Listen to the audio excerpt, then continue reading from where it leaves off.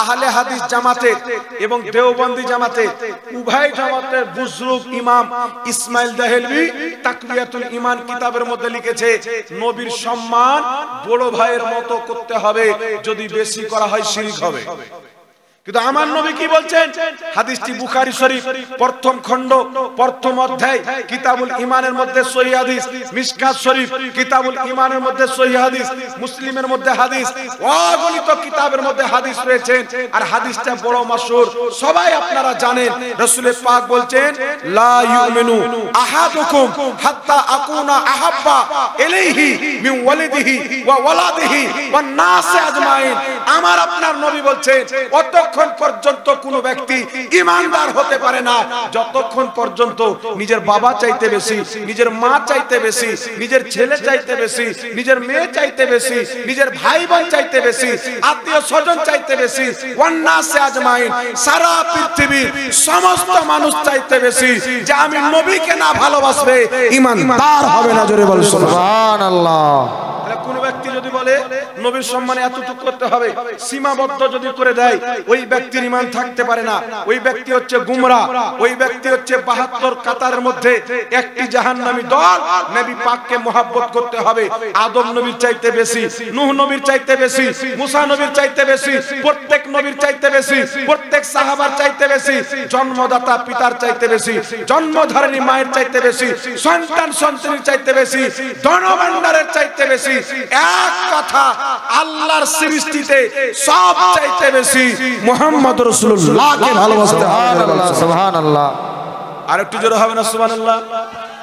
এইবার চলে আসছে ইসলাম, নবীর ভালোবাসা কাকে বলে? এই জিনিসটা কিন্তু আমরা বুঝতে পারি না। এই জিনিসটা যদি না বুঝেন, আপনার ঈমান কচুর পাতার পানির মতো, কবে কে নিয়ে উড়িয়ে যাবে, একটু বাতাস আসলে আপনি ঈমান টিকাতে পারবেন না। মহব্বত কাকে বলে? আমি যদি জাহাঙ্গীর মৌলভীকে ভালোবাসি, জাহাঙ্গীর মৌলভীকে যে ভালোবাসে তাকেও ভালোবাসবো। জাহাঙ্গীর মৌলভীকে কেউ যদি গালি দেয় তাকে ঘৃণা করব না। কি বলেন? ভালোবাসার এটা নিয়ম। আপনি যদি কোনো ব্যক্তিকে ভালোবাসেন, উদাহরণ, আপনি আপনার বাবাকে ভালোবাসেন কিনা? বাবা সবাই ভালোবাসেন, সবাই নিজের বাবা মাকে ভালোবাসেন। আমি যদি আপনার বাপকে ভালোবাসি, আপনার বাবাকে মহব্বত করি, আপনি কিন্তু আমাকেও ভালোবাসবেন, কারণ আপনি বলুন যে আমার বাবাকে লোকটা ভালোবাসে। আর আমি যদি আপনার বাবাকে গালি দিই, আপনার বাবার অপমান করি, তাহলে আপনি কিন্তু আমাকে ঘৃণা করবেন, প্রয়োজন পড়লে হাসুয়া নিয়ে বেরিয়ে যাবে। আমার বাপের ব্যাপারে বলেছে, মার শালাকে, ধর শালাকে, না কি বলে? জি, এটা একটা মহব্বতের তাকাজা। তাহলে কোন ব্যক্তি যদি রাসূলুল্লাহ সাল্লাল্লাহু আলাইহি ওয়াসাল্লামকে মহব্বত করে, আপনি তাকে মহব্বত করবেন। আর কোন ব্যক্তি যদি আপনার নবীর ব্যাপারে খারাপ মন্তব্য করে, আরে নবীগণ তো নিজেই টেনশনে থাকবে, তো আমাদের কি করবে? আচ্ছা বেটা, মইরা দেখো, মইরা দেখো, কিয়ামতের ময়দানে নবী ছাড়া কোনো গতি নাই। এখন বলছেন নবীরা তো নিজের টেনশনে থাকবে, আর বাঁচাই তোর নামাজ বাঁচাবে। বাঁচা তোর নামাজের দাম কি রে? একটা ঘটনা শুনেন, একজন ব্যক্তিকে আল্লাহ জান্নাত দিয়েছেন। ওই ব্যক্তির কাছে 500 বছরের নামাজ আছে। কত বছরের? 500 বছরের নামাজ। 500 বছরের নামাজই কবুল। নামাজের মধ্যে নিয়তে কোনো খোট নাই, কোনো আপনার রিয়াকারি নাই, একমাত্র খালিস আল্লাহর জন্য নামাজ পড়েছেন। মহান রব্বুল আলামিন বলছেন, এই লোককে জান্নাত দিয়ে দাও। লোকটা খুব আনন্দ করতে আছে, হাসতে আছে, আর বলছে, আল্লাহ, আমি যে 500 বছর নামাজ পড়েছি, তুমি তার বদলাতে আমাকে জান্নাত দিয়েছো না? আমার নামাজ আজকে আমাকে জান্নাতে নিয়ে যাচ্ছে। আল্লাহ পাক বলেন, আর মুখটা জাহান্নামে দিয়ে ঘোরাও, আগে জাহান্নামে নিয়ে যাও। ফেরেশতারা টানতে টানতে জাহান্নাম নিয়ে যাচ্ছে। ওই ব্যক্তি যখন জাহান্নামের দিকে যাচ্ছে, তো জাহান্নাম থেকে কত হাজারো কিলোমিটার দূরে আছে আল্লাহু আলাম। আর এত তাপে পিপাসিত হয়েছে, আল্লাহ সামনে একটা পানির পিয়ালা করে দিয়েছে। বলছে, আল্লাহ, এই পানি আমাকে দাও। আল্লাহ বলছে, বান্দা, তোমাকে পানি দেবো, বদলাতে কি দিবে? লোকটা বলছে, আল্লাহ, তুমি যদি আমাকে এক পিয়ালা, এক গ্লাস পানিটা দিয়ে দাও, আমার 500 বছরের নামাজ আছে, যে নামাজের নিয়তে খোট নাই, কোন রকমের কোনো ত্রুটি নাই, ওই 500 বছরের নামাজ তোমাকে দিয়ে দেবো। জান বাঁচে তো হাজার পায়ে, নাকি বলে? আল্লাহ পাক তাকে পানি দিয়ে দিল। পানি পান করার পর আবার চলতে লেগেছে। কয়েক সেকেন্ড পর আবার পিয়াস। জাহান্নামের তাপ বাবা বুঝতে পারছেন, এখন যেমন রোদ পড়ছে, এই তাপ হচ্ছে, এই তাপে আপনাকে 1 মিনিট পর পর পিয়াস লেগে যাবে, নাকি বলে? যদি হাঁটেন আপনি বাইরে বের হন, ওই ব্যক্তি যখন আবার পিপাসিত হয়েছে, আল্লাহ পাক তার সামনে পানির পিয়ালা করেছেন, ওই ব্যক্তি বলছে আল্লাহ আমাকে পানি দাও। আল্লাহ বলছে বান্দা তোমাকে তো পানি দিলাম, 500 বছরের নামাজ ছিল দিয়ে দিলে, এখন আমি তোমাকে পানি দেবো, তার বদলা কি দিবে? আর তোমাকে চোখ দিয়েছি আর বদলা কই? কান দিয়েছি আর বদলা কই? নাক দিয়েছি আর বদলা কই? হাত দিয়েছি আর বদলা কই? জীবন দিয়েছি আর বদলা কই? ওই ব্যক্তি সেজদায় পড়ে কান্না করতে লেগেছে, বলছেন আল্লাহ আমার 500 বছর নামাজের কোনো হাইসিয়ত নাই, আমার নামাজ আমাকে জান্নাত দেয় না, তোমার রহমতে যদি আমাকে জান্নাত দাও তবেই পাবো। জোরে বলুন সুবহানাল্লাহ সুবহানাল্লাহ। আর মোল্লা মানুষকে কি শিখাচ্ছে? হ্যাঁ নবীগণ নিজের টেনশনে থাকবে, তো আমরা কে বাঁচাবে? কিন্তু আল্লাহ কোরআন পাকে বলছেন আলা ইন্না আউলিয়া আল্লাহি লা খাউফুন আলাইহিম ওয়ালা হুম ইয়াহজানুন, নিশ্চয় খবরদার যারা আল্লাহর ওলি হবে তাদের কোনো ডর নাই, তাদের কোনো ভয় নাই। জোরে বলুন সুবহানাল্লাহ সুবহানাল্লাহ। না দুনিয়াতে না আখিরাতে যদি কোন ব্যক্তি নবীর সুন্নাতে চলে, নবীর পদ্ধতি মোতাবেক আমল করে আল্লাহর ওলি হয়, তার যদি কোনো ডর না থাকে তাহলে নবীগণের কোনো ডর থাকবে? জোরে বলেন বাবা, নবীগণের কোনো ভয় থাকবে?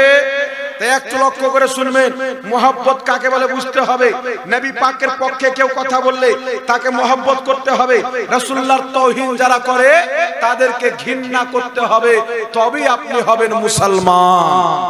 সুবহানাল্লাহ। যারা আল্লাহ আল্লাহ রাসূলের বিপক্ষে কথা বলে, আমার আপনার নবী, তাদের নাম কি জানেন? বদ আকীদা। কি নাম? খারাপ আকীদাওয়ালা, খারাপ আকীদা পোষণকারী। আর যাদের আকীদা খারাপ, রাসূল সম্পর্কে হোক, আল্লাহ সম্পর্কে হোক, সাহাবা সম্পর্কে হোক, বা আল্লাহ ওয়ালাদের সম্পর্কে হোক, যাদের আকীদা খারাপ, আমার আপনার নবী বলেছে ওয়ালা তুজালিসুহুম ওয়ালা তুআকিলুহুম ওয়ালা তুশারিবুহুম। দয়ার নবী বলেছেন কোন ব্যক্তির আকীদা যদি আমার রাসূল বলছেন আমার সম্পর্কে খারাপ হয়, সাহাবা সম্পর্কে খারাপ হয়, আল্লাহ সম্পর্কে খারাপ হয়, নবী বলছেন তাদের সাথে তুমি উঠা বসা করিও না। জোরে বলবেন না সুবহানাল্লাহ সুবহানাল্লাহ। কেন করব না? আচ্ছা বলেন তো বাবা, একটা ভালো আলুর পাশে যদি একটা পচা আলুকে রাখা হয়, তাহলে ভালো আলুটা কি আর ভালো থাকতে পারে? জি, একটা ভালো আলুর পাশে যদি একটা পচা আলু রাখা যায়, তাহলে ভালো আলুটাকে পচা ভালো রাখতে দিবে? আর আপনি যদি বলেন 5টা আলু রাখবো, তাহলে 5 জন মিলে একটা আলুকে ভালো করে দিবে? পারবে? গোটা পেটই নষ্ট করে দিবে। তার কারণে যাদের আকীদা রাসূল সম্পর্কে খারাপ, এই মুসলমান একটি কথা মনে রাখবেন, একটি বার্তা অন্তরের খাতায় লিখে নিয়ে যান। আপনার কবরে যদি কেউ উপকার করতে পারে, মদিনার তাজদার করতে পারবে। আপনার হাসরে কেউ যদি আপনাকে জান্নাত নিয়ে দিতে পারে আল্লাহর দরবার থেকে, একমাত্র মুহাম্মদ রাসূলুল্লাহ দিতে পারবে। জোরে বলেন সুবহানাল্লাহ সুবহানাল্লাহ। আচ্ছা বলেন তো বাবা, কোন ব্যক্তি নদীতে যায়নি, জীবনে নদী দেখেনি, এরকম লোক আছে না নাই বাবা? থাকতে পারে না? এমন জায়গায় বাস করে যে জায়গাতে কোনো নদী নাই, তাহলে কেউ যদি বলে আপনাকে যে ওই লোকটাকে নদী থেকে বাঁচাতে হবে, তাহলে আপনি হাসবেন কি হাসবেন না? যারা ওই দেশে নদী নাই, লোকটা নদীতে নাই, বাড়িতে বসে আছে, তাহলে ওকে বাঁচার প্রয়োজন কি? না কি বলে? আল্লাহ পাকের পক্ষ থেকে আমাদের নবীকে হুকুম করা হলো, নবী আপনি এলান করেন। কি এলান? আল ফাতিমাতু সাইয়্যিদাতুন নিসাই আহলিল জান্নাহ। নবী আপনি এলান করেন আমি আপনার মেয়ে ফাতেমাকে জান্নাতি মহিলাদের সরদারনি বানিয়ে দিয়েছি। এটা শুনেছেন আপনারা? একটু আমার দিকে লক্ষ্য করেন। নবী আপনি এলান করেন আপনার মেয়ে ফাতেমাকে জান্নাতি মহিলাদের সরদারনি বানিয়ে দিয়েছি। এটা আপনারা শুনেছেন কি শুনেননি বাবা? জোরে বলেন, শুনেছেন কি শুনেননি? তাহলে আজকে যে মৌলবি ফাতোয়া দিচ্ছে যে নবী নিজের মেয়ে ফাতেমা কি বাঁচাতে পারে না, তো এর মতো দাজ্জাল কারা দুনিয়াতে কেউ আছে? আরে যাকে আল্লাহ দুনিয়াতে জান্নাতি মহিলাদের সরদারনি বানিয়ে দিয়েছে, ওকে জাহান্নাম থেকে বাঁচার প্রয়োজন আছে? যে সুখনাতে দাঁড়িয়ে আছে, ওকে কেন নদী থেকে বাঁচাবেন? যেই ব্যক্তি হাবুডুবু করছে ওকে বাঁচাতে। তো কাকে জাহান্নাম থেকে বাঁচাতে হবে? আমার মতন গুনাহগারকে, আপনার মতন গুনাহগার পাপী উম্মতকে বাঁচাবে মুহাম্মদ রাসূলুল্লাহ সাল্লাল্লাহু আলাইহি সাল্লাম। তাই বুখারীর হাদিস, নবী পাক বলেছেন, তোমার অন্তরে যদি এই পরিমাণে ঈমান থাকে বা এর দানার চাইতে কম ঈমান যদি থাকে, আমি নবী জাহান্নাম থেকে বের করে জান্নাতে নিয়ে যাব। বলেন সুবহানাল্লাহ। কিন্তু একটা কথাতে ঈমান চলে যায় বাবা। প্রত্যেক ইমাম, প্রত্যেক মুহাদ্দিস, প্রত্যেক সাহাবা ঐক্যমত পোষণ করেছেন। একমত মতটি কি বলছেন? নবী পাকের শান তো অনেক বড়। কোন ব্যক্তি যদি রাসূলুল্লাহ সাল্লাল্লাহু আলাইহি সাল্লামের জুতা মুবারককে সাধারণ জুতা মনে করে, চুল পরিমাণে তিনার শানে কটূক্তি করে, উম্মতের সবাই বলছেন ওই ব্যক্তি আর মুসলমান থাকে না। রায়ের দানা পরিমাণে ঈমান থাকে না। কারণ ঈমান হচ্ছে আল্লাহ আল্লাহ রাসূলের আদব, আল্লাহ আল্লাহ রাসূলের মুহাব্বতের নাম। জোরে বলতে হবে সুবহানাল্লাহ, সুবহানাল্লাহ। এখন চলে আসেন ব্রাদার ইসলাম, আল্লাহ তাবারাক ওয়া তাআলা কি বলেছেন কুরআন পাকে? 2 বছর দুধ পান করাতে হবে। মোল্লা বলছে যত বছর দুধ হবে তত বছর পান করাও। তাহলে কোরআনকে মিটানোর অপচেষ্টা চলছে না, চলে না? জি। কিন্তু আপনি কোরআন পড়েননি, আপনি বক্তব্য শুনবেন মোবাইলে, আরে এত বড় হুজুর বলছে, মনে হয় ঠিকই আপনি আপনার ছেলেকে 4-5 বছর দুধ পান করাবেন না, কি বলেন? এর কারণে আমরা আপনাদেরকে যুগ যুগ থেকে বলে আসছি, করির জুব্বা পাগড়িকে দেখিয়েন না, জাহিরের পরহেজগারিকে দেখিয়েন না, কারণ শয়তানও বহুত বড় নামাজি ছিল, নাকি বলেন? ঈমানটা কার? আহলে সুন্নাত ওয়াল জামাত আছে না 72 জাহান্নামের ফিরকার আছে? কারণ আমার আপনার নবী বলেছেন 73 ফিরকার মধ্যে 72টি জাহান্নামে, একটি জান্নাতে। ওই দলটির নাম কি? আমার আপনার নবী ওই দলের নাম দিয়েছে আহলে সুন্নাত ওয়াল জামাত, যার শর্ট নাম হলো সুন্নি জামাত। সুবহানাল্লাহ।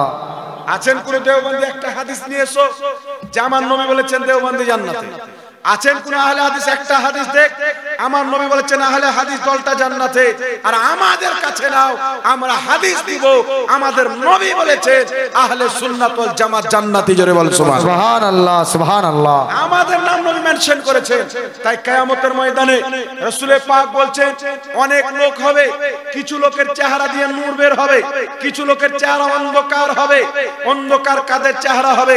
নূর কাদের চেহারা দিয়ে বের হবে? মুহাম্মদ রাসূলুল্লাহ বলছেন যাদের চেহারাতে নূর চমকিবে তারা হলো আহলে সুন্নাত ওয়াল জামাত। জোরে বলতে হবে সুবহানাল্লাহ, সুবহানাল্লাহ। আর যাদের চেহারা কালো হয়ে যাবে এরা হচ্ছে 72 জাহান্নামী কাতারের লোক। যেই ব্যক্তি নবীকেই নূর মানে না, ওকে আল্লাহ নূর দান করবে?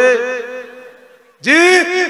যেই ব্যক্তি নবীকে নূর মানে না, ওকে আল্লাহ নূর দান করবে? নবীকে নূর না মানা এটাও হচ্ছে জিদাতীদের পরিচয়, বদাকিদার পরিচয়। কারণ হচ্ছে আজ থেকে 100 বছর পূর্বের মুসলমানের, 500 বছর পূর্বের মুসলমানের, 1000 বছর পূর্বের মুসলমানের, এমন কি যে সাহাবা, এমন কি যে আমার আপনার নবী নিজেই বলেছে আমি আল্লাহর নূরে তৈরি। জোরে বলেন সুবহানাল্লাহ, সুবহানাল্লাহ। এই বিষয়ে অনেক আলোচনা আমার করা আছে। এখন লম্বা আলোচনা যদি করতে যাই তাহলে ঘন্টা কেটে যাবে বাবা। আমার মোবাইলে লিস্ট লেখা আছে নবী পাক নূরের তৈরি একবারে সহিহ হাদিস দিয়ে। কাউরি যদি প্রয়োজন হয় আমার নাম্বারটা নেবেন, ফোন করবেন, হোয়াটসঅ্যাপে আপনাকে পাঠিয়ে দেব, আপনি হাদিস পড়েই জেনে নেবেন। এইবার চলে আসেন নবী পাক সাল্লাল্লাহু আলাইহি সাল্লামের হাদিসকে কিভাবে মিটানোর চেষ্টা করা হচ্ছে বাবা, একটু লক্ষ্য করে শুনবেন। আজ থেকে কিছু লোক এখন ফতোয়া দিতে আরম্ভ করেছে যে নবী পাক সাল্লাল্লাহু আলাইহি সাল্লামের কোনো হাদিস নাই, নাভির নিচে হাত বানানোর কোনো হাদিস নাই। বলে কি বলে না? নাভির নিচে হাত বানানোর কোনো হাদিস নাই, বলে কি বলে না? জি বলে না? তারা কত বড় দাড়ি টুপি ছেড়ে যদি মিথ্যা কথা বলে তাহলে জাতি হেদায়েত পাবে? বলে দাড়ি টুপি ছেড়ে ইসলামিক স্কলার সেজে যদি মিথ্যা কথা বলে তাহলে মানুষের ঈমান বাঁচবে? কিন্তু আমি যতটুকু জানি ব্রাদার ইসলাম, আজ থেকে কমবেশ 1.5 বছর অতিবাহিত হয়ে গেল। আমি চ্যালেঞ্জ করে যাচ্ছি, কয়েকজন আমার চ্যালেঞ্জকে অ্যাকসেপ্ট করেছে কিন্তু প্রমাণ দিতে পারেনি। আমার একটা চ্যালেঞ্জ হচ্ছে, যেই ভাইয়ের আমার বুকের উপরে হাত বানে আমি তাদেরকে বলবো, ভাই আপনাদের দাওয়া হচ্ছে যে আমরা সহিহ হাদিসে আমল করি, তাহলে বুকের উপরে আমার নবী হাত বেঁধেছেন এমন একটা সহিহ হাদিস আমাকে দেখিয়ে দেন, আমি 5 লক্ষ টাকা আপনাকে পুরস্কার দিতে রাজি আছি। একটা সহিহ হাদিস আমার নবী বুকের উপরে হাত বেঁধেছেন, এই জমিনের মাটিতে কোন মায়ের লাল যদি দেখাইতে পারে 5 লক্ষ টাকা পুরস্কার দিব। আর আমার নবী নাভির নিচে হাত বেঁধেছেন, এই সহিহ হাদিস আমরা আহলে সুন্নাত ওয়াল জামাত দেখাবো। জোরে বল সুবহানাল্লাহ। কারোর ক্ষমতা হবে না। নবী নাভির নিচে হাত বেঁধেছেন, সাহাবা নাভির নিচে হাত বেঁধেছেন, তাবি নাভির নিচে হাত বেঁধেছেন। আপনার মুসান্নাফ ইবনে আবি শাইবার মধ্যে হাদিস, হযরত আলকামা ইবনে ওয়াইল ইবনে হুজুর বলেন, তিনার পিতা থেকে বর্ণনা করেন, তিনার পিতা বলছেন, ইয়াদা ও ইয়ামিনাহু আলা শুমালিহি ফিস সালাতি তাহতা সুররা, নবী পাক ডান হাত বাম হাতে রেখে নামাজে নাভির নিচে বাঁধতেন। ইমাম নিবামি বলছেন ইসনাদুহু সহিহ, হাদিসের সনদ সহিহ। ইমাম কুতুবুগা বলছেন হাদিসের সনদ সহিহ, একবারে টাটকা সহিহ হাদিস থেকে প্রমাণিত মুহাম্মদ রাসূলুল্লাহ নাভির নিচে হাত বেঁধেছেন। জোরে বল সুবহানাল্লাহ সুবহানাল্লাহ। কিন্তু বুকের উপরে হাত বাঁধা হাদিস নাই বাবা। তবে মিথ্যাচার করে নিজের অপবিত্র মাযহাবকে ধর্মকে প্রচার করার জন্য কিছু জয়ীফ হাদিসকে সহিহ বানানো হয়েছে। আবু দাউদের মধ্যে হাদিস, তাউস রাহমাতুল্লাহ আলাইহি বলছেন নবী বুকের উপরে হাত বেঁধেছেন। এই হাদিসের মধ্যে সুলাইমান বিন মুসা নামক একজন বর্ণনাকারী রয়েছেন, যাকে ইমাম বুখারী বলছেন তিনি দুর্বল বর্ণনাকারী। ফলে হাদিসটি দুর্বল, কিন্তু এই হাদিসকে আপনার সহিহ বলে চালিয়ে যাচ্ছে। আর কিছু লোকের হাতে হোয়াটসঅ্যাপে পাঠিয়ে দিচ্ছে, কিছু লোককে চটি বইয়ে লিখে দিচ্ছে। লোক মনে করছে এতদিন নাভির নিচে হাত বাঁধলাম, হাদিস নাই, আজকে বুকের উপরে হাত বাঁধার সহিহ হাদিস পেয়েছি। বেটা জানে না যে কাউয়াকে মুরগা বিরিয়ানি বলে খাইয়ে দিল। জি, এ জানে না। এ জানবে কিভাবে বাপের জন্য বিরিয়ানি খাবে তেমনি তো না, কি বলে? তো বুকের উপরে হাত বানার জয়ীফ হাদিসকে সহিহ হাদিস বানানো হয়েছে। আমি চ্যালেঞ্জ দিলাম, আর চ্যালেঞ্জ দিয়ে পালিয়ে যাই না। এখানে উলামায়ে কেরাম বসে আছেন, আপনারা আছেন, নাম্বার নেবেন, বলে হাদিসটা দাও আমাকে পাঠাও। একটা হাদিস নাই যে আমার নবী বুকের উপরে হাত বেঁধেছেন, কোনো এরকম মারফু সহিহ হাদিস নাই। কিন্তু নবী নাভির নিচে হাত বেঁধেছেন সহিহ হাদিস আছে। তাহলে নবীর সহিহ হাদিস থাকতে কেউ যদি জয়ীফ হাদিসে আমল করে, আসল টাটকা বিদাতি তো তারা, টাটকা বিদাতি তো তারা। আর কোন জয়ীফ হাদিসকে কেউ যদি সহিহ বলে জাতিকে গোমরা করে, ওই হচ্ছে আসল বিদাতি। এইবার চলে আসেন বিরাদর ইসলাম, একটু লক্ষ্য করবেন। আমি আপনাদের সম্মুখে কয়েকটা মাসআলা ক্লিয়ার করতে চাই। আমাদের সমাজে যুগ যুগ থেকে কিছু কর্ম চলে আসে, যেমন শাবে বারাতে রোজা রাখা, শাবে বারাতে হালুয়া রুটি করা, দাঁড়িয়ে সালাত ও সালাম পাঠ করা, মুর্দা ব্যক্তিকে দাফন করার পরে দোয়া করা, জানাজার পরে দোয়া করা, এইগুলো পার্থা যুগ যুগ থেকে আমাদের দিকে চলে আসছে, গেছে না? জি, কিন্তু এইগুলো আসছে কবে থেকে জানেন? 1450 বছর পুরাতন যে ইসলাম, ওই ইসলাম এগুলো আছে। আর বর্তমান 2020-এর যে ইসলাম, এই ইসলামে কিন্তু এগুলো নাই। আচ্ছা বলেন তো বাবা, এখন অনেক গ্রাম আছে, এই গ্রামের ইতিহাস পড়েন, 10 বছর পূর্বে, 20 বছর পূর্বে, 50 বছর পূর্বে, 100 বছর পূর্বে, 150 বছর পূর্বে, এরা সবাই ছিল আহলে সুন্নাত ওয়াল জামাত। এ কিছু বছর পর দল পাল্টি মেরা হয়ে গেল। তাহলে এতদিন কি ইসলাম ছিল না দেশে? নতুন পাল্টি কোথায় থেকে আসলো? এতদিন কি ইসলাম পৌঁছায়নি? পৌঁছালছে বাবা। আমার নবী বলেননি 73 ফিরকা বের হবে, বাদ বের হবে, নতুন নতুন ফিরকা বের হচ্ছে। আর নবী দাগ টেনে বলেছেন, যারা সুজা আহলে সুন্নাত ওয়াল জামাতে কায়েম থাকবে তারাই হবে জান্নাতি। এই দাগকে যারা ছাড়লো তারাই হবে জাহান্নামী। জোরে বলেন সুবহানাল্লাহ।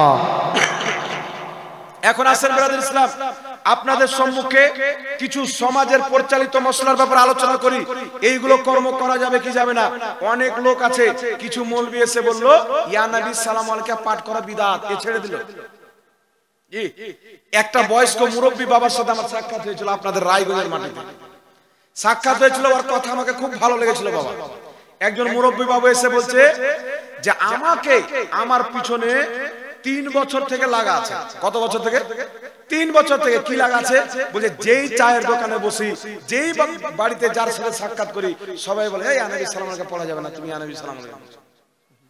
3 বছর থেকে আমি যে আপনি কি বলেন, যে আমার একটাই জবাব, কি জবাব? বলছে আমি নবীর কলমা পড়েছি, তোর কলমা পড়িনি। কেন? বলছে আমি নবীর কলমা পড়েছি, তাই নবীর নাম নেওয়া সালাম ছাড়বো না। তোর কলমা যদি পড়তাম তাহলে ছেড়ে দিতাম। কথাটার মধ্যে কিন্তু গুরুত্ব রয়েছে বাবা, ওজনদার কথা, ভারী কথা। আপনারা জ্ঞানী গুণী লোক আছেন, সমাজে বসছেন, বিচার ফয়সালা করছেন, আপনারা বুঝতে পারবেন কত চমৎকার কথা বলেছে।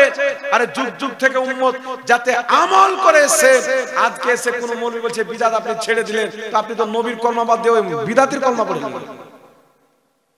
কিন্তু আমার দিকে লক্ষ্য করেন, কয়েক মিনিটে মশলা ক্লিয়ার করে দিচ্ছি, যেহেতু সময় খুব কম বাবা। 12টা পার হয়ে গেল, দেখেন 1টা বাজতে চললো, 1 ঘন্টা কেমন করে দেখতে দেখতে চলে গেছে। কয়েকটা মশলা বলবো, আপনারা একটু ধৈর্য ধরেন। আমি আবেদন করব এই মশলাটি আপনারা শুনে যাবেন, আপনার কাজে আসবে, মা বোনদেরও কাজে আসবে। শবে বারাতে রোজা রাখা যাবে কিনা, শবে বারাতে রাতে ইবাদত করা যাবে কিনা, শবে বারাতে হালুয়া করা যাবে কিনা, মশলা ক্লিয়ার করে দেবো বাবা, ক্লিয়ার। এখন আসেন শবে বারাতে রোজা রাখা যাবে কিনা। ইবনে মাজাহ শরীফের মধ্যে হাদিস, দয়াল নবী মায়ের নবী বলছেন, ক্বালা রাসূলুল্লাহ সাল্লাল্লাহু আলাইহি ওয়াসাল্লাম, নবী পাক ইরশাদ করেছেন, কি ইরশাদ করেছেন? যে 15 তারিখের শাবান মাসের অর্ধেক তারিখের দিনের বেলা নবী পাক বলছেন, সুমু নাহারাহা, তোমরা ওই দিনের বেলা রোজা রাখো, কুমু লাইলাহা, এবং রাত্রি বেলা ইবাদত করো। জোরে বলো সুবহানাল্লাহ। সুবহানাল্লাহ। দিনের বেলা রোজা রাখো, রাত্রি বেলা ইবাদত করো। ইমাম শাফি বলেছেন, ইমাম শাফি রাহমাতুল্লাহ আলাইহি বলছেন 15 তারিখ অর্ধেক শাবান মাসের অর্ধেক তারিখের রাত্রিকে শাবে বারাত বলা হয়। শাব মানে রাত, বারাত মানে মুক্তি, মুক্তির রজনী। কেন বলা হয়? মুআজামুল কাবীর লিতাবরানির মধ্যে হাদিস, যে হাদিসকে ইমাম হাইসামি মাজমাউজ জাওয়াইদের মধ্যে সহিহ বলেছেন। হাদিসটি কি? দয়ার নবী মায়ের নবী বলছেন, 15 শাবানের তারিখের রাত্রিতে মহান রব্বুল আলামিন তার সৃষ্টির প্রতি আত্মপ্রকাশ্য করেন। আল্লাহ তাবারাক ওয়া তাআলা হিংসুক ব্যতীত, মুশরিক ব্যতীত তার সৃষ্টির সমস্ত ব্যক্তির গুনাহকে maaf করে দেয়। জোরে বল সুবহানাল্লাহ। বুঝতে পারলেন বাবা? হিংসুক ব্যতীত, মুশরিক ব্যতীত তার সৃষ্টির সমস্ত গুনাহ আল্লাহ ক্ষমা করে দেয়। তাহলে বলেন তো বাবা, এই রাত্রিটা মুক্তির রজনী হলো কি হলো না? জি। তার কারণে মুহাদ্দিসিনে কিরাম, ফুকাহায়ে কিরাম এই রাত্রির নাম দিয়েছেন লাইলাতুল বারাত, মুক্তির রজনী। ফারসিতে যাকে বলা হয় শাবে বারাত। জোরে বল সুবহানাল্লাহ। আমার নবী বলছেন শাবে বারাত এসেছে, দিনের বেলা রোজা রাখো, রাত্রিতে ইবাদত করো। কিন্তু বেরাদর ইসলাম, আমাদের সমাজে কিছু লোক বেরিয়েছে, তারা বলে যে আমরা আহলে হাদিস লোক, বলে না, বলে আমরা আহলে হাদিস। তিনারা বলে শাবে বারাতে রোজা রাখা হারাম, বলে কি বলে না? জি। এই জোরে বলেন, বলে কি বলে না? তারা বলে হারাম। কিন্তু আপনি তাজ্জুব হবেন বাবা, আমি যখন গবেষণা করেছি আহলে হাদিস ভাইদের কিতাব ফাতাওয়া আহলে হাদিস, কি নাম? আহলে হাদিস ভাইদের কিতাব ফাতাওয়া আহলে হাদিস, দ্বিতীয় খণ্ড 256 পৃষ্ঠার মধ্যে মুহাদ্দিসের উপরি আহলে হাদিস ভাইদের মুহাদ্দিস ফতোয়া দিয়েছে যে শাবে বারাতে রোজা রাখা মুস্তাহাব, নেকির কাজ। জোরে বল সুবহানাল্লাহ। সুবহানাল্লাহ। আপনাদের মুহাদ্দিস বলছেন নেকির কাজ, আর আপনি বলছেন হারাম। আপনার বাপ ঠিক না আপনি ঠিক? কে ঠিক? আপনাদের মধ্যে ফয়সালা করেন। বর্তমান রিসেন্টলি গত শাবে বারাতের পূর্বে বাংলাদেশে একটা মৌলবি আছে, আকরামুজ্জামান বলে তার নাম। এই লোকটা ফতোয়া দিল শাবে বারাতের রাত্রিতে মসজিদে ইবাদত করার জন্য ভিড় করা, বেশ্যাখানাতে রাত্রি কাটা মসজিদে ইবাদত করার চেয়ে বেশি উত্তম। বলা নাউজুবিল্লাহ। নাউজুবিল্লাহ, আস্তাগফিরুল্লাহ। কিন্তু আমার নবী বলেছেন কুমু লাইলাহা, রাত্রি বেলা তোমরা ইবাদত করো। ফলে আহলে হাদিস ভাইদের সবচাইতে বড় ইমাম ইবনে তাহমিয়া নিজের কিতাব মাজমুআ ফাতাওয়ার মধ্যে লিখেছে, শাবে বারাতের রাত্রি বেলা ইবাদত করা এটা হচ্ছে উত্তম কাজ, ইবাদতের কাজ। জোরে বল সুবহানাল্লাহ।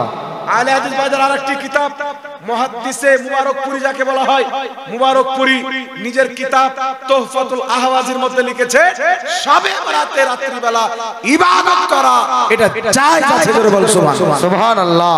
তাহলে আপনারা বলছেন শবে বরাতে ইবাদত করা না জায়েজ, রোজা রাখা না জায়েজ, তাহলে আপনাদের যেইগুলো বইয়ে রোজা রাখা জায়েজ বলা হয়েছে, ইবাদত করা জায়েজ বলা হয়েছে, আমার অনুরোধ ভাই আগুন লাগিয়ে জ্বালিয়ে দেন না, কি বলেন? আপনার বই ছাপাচ্ছেন, বইয়ে লিখেছেন জায়েজ, মুখে বলবেন না জায়েজ, এটা আপনাকে মুনাফিক ছাড়া কিছু বলা যেতে পারে না। কারণ আমার নবী বলেছেন দুই মুখী হওয়া এটা মুনাফিকের চরিত্র। কলমে কিছু লিখবে, মুখে কিছু বলবে, আপনার সামনে কিছু বলবে, এর সামনে কিছু বলবে, একই বলা হয় মুনাফিক। আল্লাহ হেফাজত করুক, সকলে বলুন আল্লাহুম্মা আমিন। তাহলে শবে বরাতের দিনের বেলা নবী রোজা রাখতে বলেছেন, রাখা যাবে কি যাবে না? জোরে বলেন, রাতে ইবাদত করা যাবে কি যাবে না?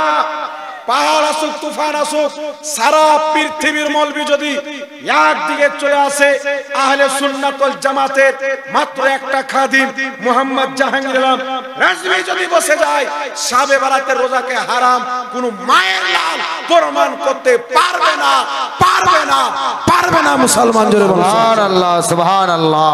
কিয়ামত পর্যন্ত হিম্মত নাই।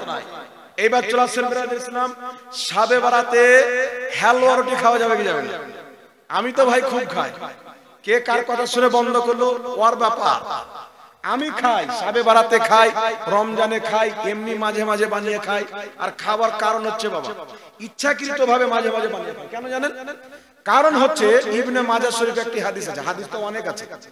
ইবনে মাজাহতে একটি চ্যাপ্টার আছে বাবুল হালওয়া, হালওয়া খাওয়ার পরিচ্ছেদ, হালওয়ার পরিচ্ছেদ। قالت عائشة صديقة رضي الله تعالى عنها كان النبي صلى الله عليه وسلم يحب الحلوى والعسل। আম্মা জান আয়েশা বলছেন দয়ার নবী মায়ার নবী সবচাইতে বেশি হালুয়া খেতে ভালোবাসতেন এবং মধু খেতে। জোরে বলুন সুবহানাল্লাহ, সুবহানাল্লাহ। সবচাইতে বেশি হালুয়া খেতে ভালোবাসতেন। মুহাদ্দিসিনে কেরাম, ফুকাহায়ে কেরাম, আমাদের পূর্বের আকাবিরিনগণ, উলামায়ে কেরাম দেখলেন দয়ার নবী মায়ার নবী হালুয়া খেতে সবচাইতে বেশি ভালোবাসে। আরে প্রেমিক কাকে বলে? যেই ব্যক্তি নিজের আশিকের, আশিক কাকে বলে? যেই ব্যক্তি নিজের মাশুকের প্রত্যেকটা কালচারকে পছন্দ করবে। জি, আপনি যদি আমাকে মহব্বত করেন, আমি যদি আপনাকে ভালোবাসি, আমি শপিং করতে গিয়েছি, আমি যে জামাটা পছন্দ করব আপনি অলরেডি পছন্দ করে নেবেন। ভালোবাসা যদি সত্য থাকে তো, ডুপ্লিকেট না। জি, তাহলে প্রত্যেক মুসলমান নবীকে মহব্বত করা ব্যতীত মুসলমান হতে পারে না। তাহলে আমার আপনার নবী সবচাইতে বেশি হালুয়া খেতে ভালোবাসতেন। এই দিয়ে আল্লাহ বলছেন আমার নবী যেটা দিচ্ছে সেটাকে নিয়ে নাও, আমার নবী যেটা থেকে বিরত থাকতে বলছেন সেটা থেকে দূরে চলে যাও। আমার নবী হালুয়া খেতে ভালোবেসেছেন, তাই উলামায়ে কেরাম বলছেন শবে বরাতের মুবারক দিনে নবীর সুন্নাত মোতাবেক খাবার হালুয়া রুটি খাও। জোরে বলুন সুবহানাল্লাহ। ঈদের মতন খুশির দিনে হালুয়া রুটি খাও, কুরবানির ঈদের মতন খুশির দিনে হালুয়া রুটি খাও। 12 মাস তোমার যখন ইচ্ছা করে তখন খাও, কারণ এটা আমার নবীর ভালোবাসার খাবার। বলুন সুবহানাল্লাহ, সুবহানাল্লাহ। এখন যারা বলে হালুয়া রুটি খাওয়া যাবে না, একজন লোক আমাকে ধরে বলছে হালুয়া রুটি খাওয়া তো জায়েজ আছে, নবীর সুন্নাত, যে কোনো দিন খেতে পারেন, কিন্তু আপনারা একটা ডেট ফিক্স করে খান। কি করে খান? ডেট ফিক্স করে খান। ডেটটা কি? তো বলছেন ডেটটা হচ্ছে আপনার শবে বরাতের 15 তারিখ এবারে ফিক্স ডেট করে খান। যে ডেট ফিক্স করলেও না যায়। আমি বললাম ডেট ফিক্স করা হচ্ছে আল্লাহর সুন্নাহ। জোরে হবে না সুবহানাল্লাহ। রমজান মাসে রোজা করতে হবে, এই ডেটটা কে ফিক্স করেছে? জি, শুক্রবারে জুমা পড়তে হবে, ডেটটা কে ফিক্স করেছে? হজের মাসে হজ করতে হবে, ডেটটা কে ফিক্স করেছে? জোহরের টাইম জোহরের নামাজ জোহরের টাইমে পড়তে হবে, আসরের টাইম নামাজ আসরের টাইমে পড়তে হবে, মাগরিবের নামাজ মাগরিবের টাইমে পড়তে হবে। এই ডেট আল্লাহ রাসূল ফিক্স করেছেন। জি, সুবহানাল্লাহ। ঠিক না বেটি? আর এখন তো বিয়ের জন্য ডেট ফিক্স করার জন্য একদিন একটা তারিখ বের করে যেতে হয়। ডেট ফিক্স করতে আম আর সুপারি কি নিয়ে যায় নাকি? পান সুপারি, আম না, সরি, পান সুপারি নিয়ে ডেট করতে যান। আমি মুরব্বী বাবাকে বললাম, বাবা কেন ডেট ফিক্স করা? ইসলামে কোন জিনিস ডেট ফিক্স করা হারাম। তা আমি বললাম আপনি যেমন বললেন জবাবটা তেমনই আপনাকে দিয়ে আপনার বাপ মায়ের বিয়েটা ডেট করে হয়েছিল না বিনা ডেটে। তা আপনার ফাতোয়া অনুযায়ী বাটা আপনি হারামজাদা ফরমান হয়ে যাবে। দেখেন জায়েজ জিনিস আপনি ডেট করে করেন, বিনা ডেটে করেন, দুটোই জায়েজ আছে। একটা কথা মনে রাখবেন বাবা, কোন ব্যক্তি যদি কোনো কাজে নেকির কাজে ডেট করে এতে নেকি বেশি আছে।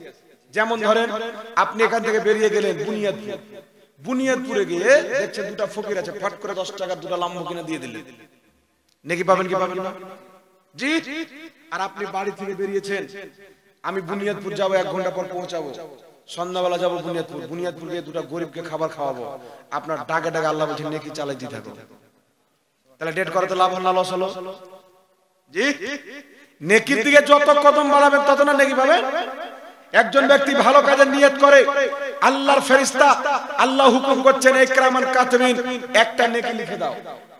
আর যদি ওই বান্দা ওই নেকির কাজের ডেট আসার নিকটে গিয়ে কাজটা না করে, ফেরেশতা মিটাতে চায়, আল্লাহ বলছেন মিটায়ও না, আমি দিয়ে দিয়েছি। নিয়ত তো করেছিল, করতে পারুক না পারুক নেকি থাক।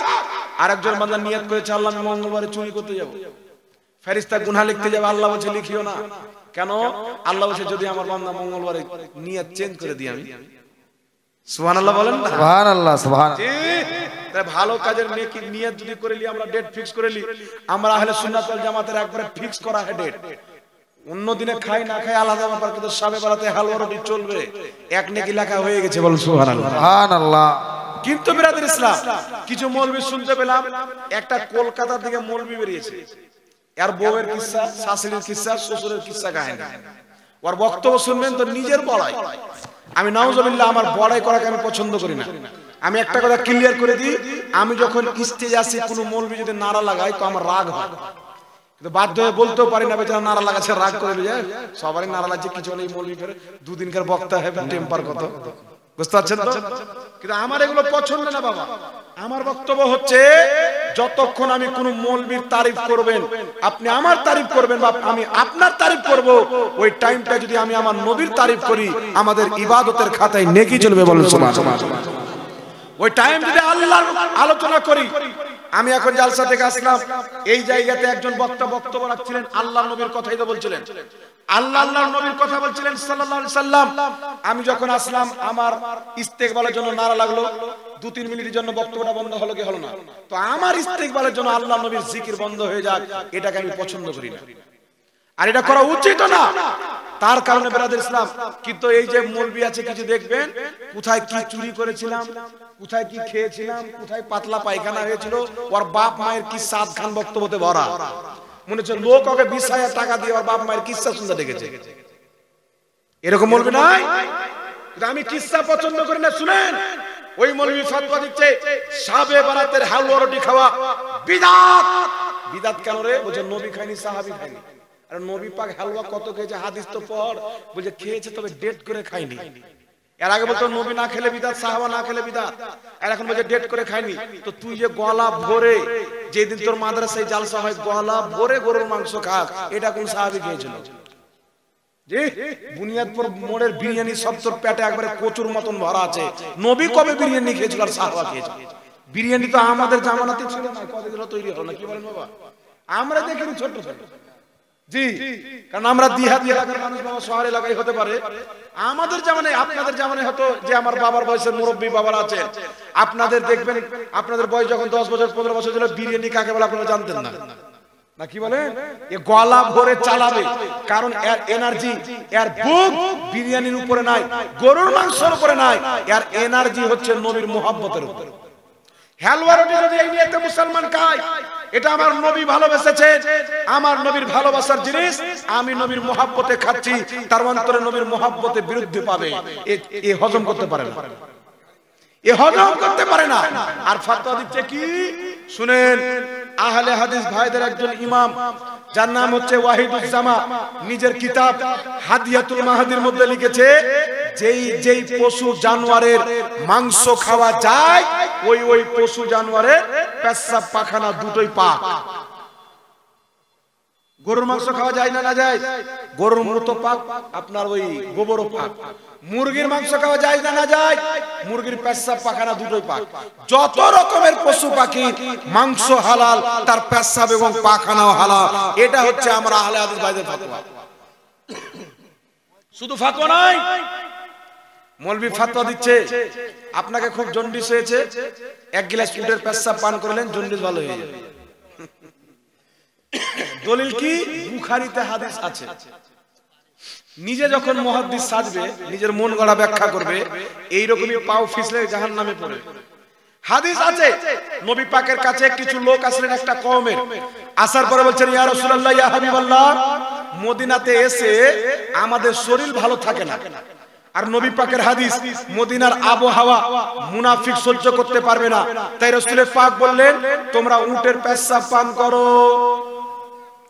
এ তো দলিল হয়ে গেল আমার নাম আহলে হাদিস, আমি হাদিস মাননেওয়ালা। নবী উটের পেশাব পান করতে বলেছেন, ফলে উটের পেশাব পান করা যায়। কিন্তু মুহাদ্দিসিন বলছেন যাদেরকে উটের পেশাব পান করতে বলা হয়েছিল তারা ছিল মুনাফিক। কোন সাহাবী পেশাব পান করেননি, কোন আশিকে রাসূল পেশাব পান করেননি, কোন মুসলমান পান করেননি। মুনাফিক আল্লাহ রাসূলের দুশমনকে নবী উটের পেশাব পান করেছেন। আপনি মুনাফিক না মুসলমান? জি, এটা আমার আপনার মুকাদ্দারের তফাৎ। নবীর সুন্নাত পবিত্র হালওয়া আমাদের কপালে, উটের মুত আর পায়খানা আপনাদের কপালে, নাকি বলে? আর শুধু তাই নয়, এক শ্রেণীর ব্যক্তি আছে কিতাবে লিখছে মন্দিরের প্রসাদ খাওয়া যায়। আল্লাহ ওয়ালার মাজারের শিরনি খেলেন তো শিরিক, আর মন্দিরের প্রসাদ খাওয়া যায়, বলে নাউজুবিল্লাহ।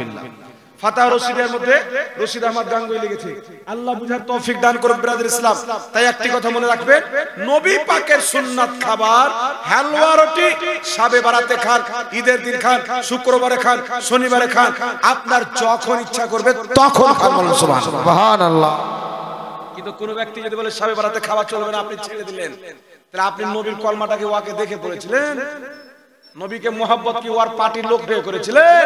আরে নবীকে মোহাব্বত করেছি আল্লাহর খাতিরে, না কি বলেন? জোরে বলেন, আল্লাহর খাতিরে। দুনিয়ার মানুষ যদি বলে নবী যেটাকে ভালোবেসেছেন সেটাকে ভালোবাসার নাম ঈমান, জোরে বলতে হবে সুবহানাল্লাহ।